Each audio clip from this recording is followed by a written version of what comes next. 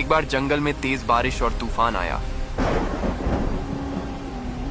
उस तूफान की वजह से नदी में 2 अंडे बहते हुए एक सूखी जगह पर आकर रुक गए। कुछ दिनों बाद उनमें से एक अंडा फूटा और उसमें से एक छोटा सा कौवे का बच्चा बाहर निकला। उसने इधर उधर देखा, लेकिन दूर दूर तक उसे कोई दिखाई नहीं दिया सिवाय एक और अंडे के।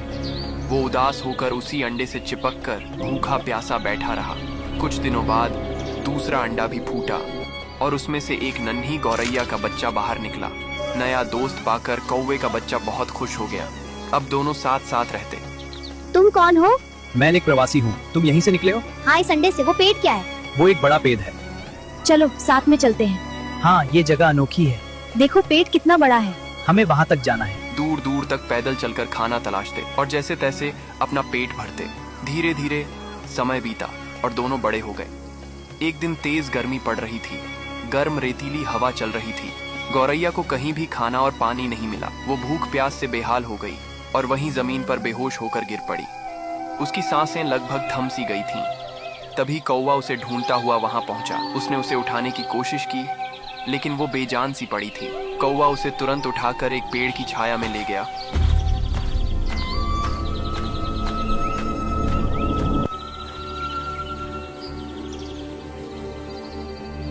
तू चिंता न कर, तुझे कुछ नहीं होगा।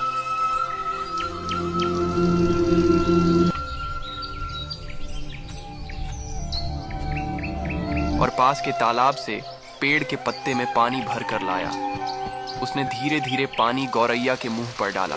कुछ ही देर में गौरैया को होश आने लगा। फिर कौवा तालाब के पास गया, मिट्टी खोदकर कुछ केंचुए निकाले और उसे खिलाया।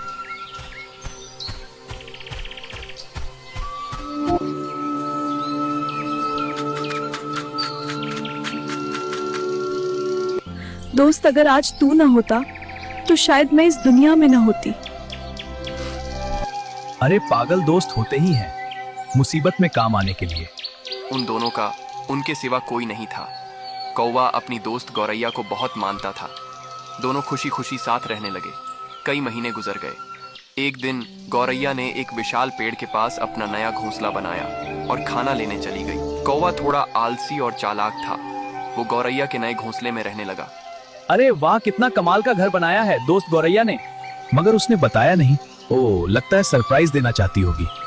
जब गौरैया वापस आई और उसने कौवे को अपने घोंसले में बैठा देखा तो वो गुस्से में भला बुरा कहने लगी। ये मेरा घोंसला है कौवे। बिना पूछे यहाँ रहने की हिम्मत कैसे हुई तुम्हारी? जिस पर भरोसा किया वही मेरा घर छीनने बैठ गया। यही दोस्ती थी तुम्हारी? मैंने तुम्हें अपना समझा था और तुमने मुझे ही बेघर करने की सोची। अभी के अभी निकल जाओ यहाँ से। मेरे घोंसले में तुम्हारे लिए कोई जगह नहीं है। मैंने सोचा था हम साथ रहेंगे, पर मैं गलत था। माफ कर दो मुझे। और उसे अपने घोंसले से भगा दिया। कौवा उदास होकर कुछ ही दूर जमीन पर पूरी रात बैठा रहा। सुबह होते ही वो वहां से चला गया। चले जाओ यहाँ से, दोबारा मेरे घोंसले के करीब भी मत आना। अगला पार्ट देखने के लिए कमेंट में लिखें पार्ट 2।